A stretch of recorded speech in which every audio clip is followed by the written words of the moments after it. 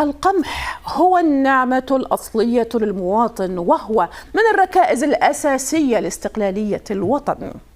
بعد عام على تأكيد عبد المجيد تبون على أولوية زراعة القمح، حان موعد حصاد جديد وتسليط الإعلام الجزائري الرسمي على توفير الحكومة الآليات اللازمة لموسم الحصاد. إلا أن قناة ميدي وان، وهي وسيلة إعلام المغربية، شككت بمصداقية التقارير الجزائرية. دعونا نأخذكم إلى بعض من المشاهد التي عرضها التلفزيون العمومي الجزائري.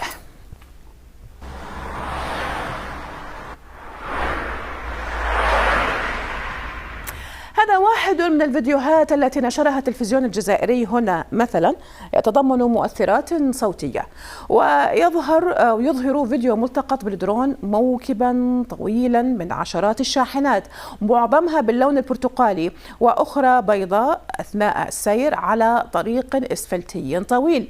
كما أن الفيديو ملتقط من أكثر من زاوية، وقد استخدم محرر الفيديو بعض أدوات التحرير مثل تسريع الفيديو وتصحيح الألوان. هناك تقارير المراسلين بذات التصوير بالدرون، وفيها يسمع الصوت الأصلي للشاحنات حول حملة الحصاد بولايتي إدرار وتيميمون.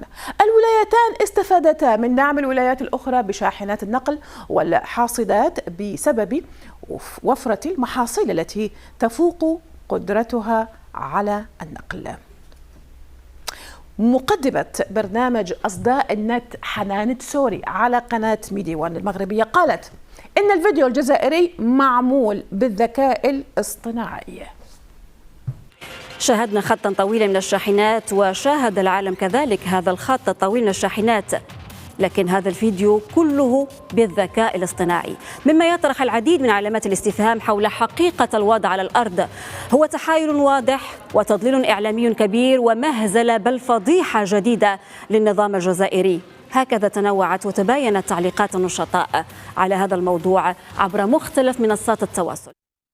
البرنامج، ولكي يعزز تلك الفكرة، استضاف أيضا شوقي بن زهرة يعرف عن نفسه بأنه ناشط سياسي جزائري من باريس، وهو معروف بآرائه المعارضة للنظام الجزائري. ورأى أيضا أن الفيديو مفبرك دون أن يتطرق إلى أي تفاصيل حول ذلك الفيديو الذي تم عرضه على التلفزيون الجزائري، لكن هذا ما قاله. النظام الجزائري منذ السنوات الأخيرة خلق عالم موازي عبر التلفزيون العمومي وفي نشرة الثامنة كما يتم تداوله في الأوساط الشعبية، أنه كل شيء متوفر، أنه المواد الأساسية متوفرة في نشرة الثامنة، أنه الجزائر قوة ضاربة، أنه الجيش الجزائري أقوى جيش في المنطقة، أنه الجزائر في 2023 حسبهم كانت دخلت منظمة البريكس تقريبا، ولكن الحقيقة أنه كل شيء ينافي ما هو موجود في هذا التلفزيون العمومي. الشريط الذي يعني العام أي شخص يعني طفل صغير ممكن أن يلاحظ بأنه ليس حقيقي.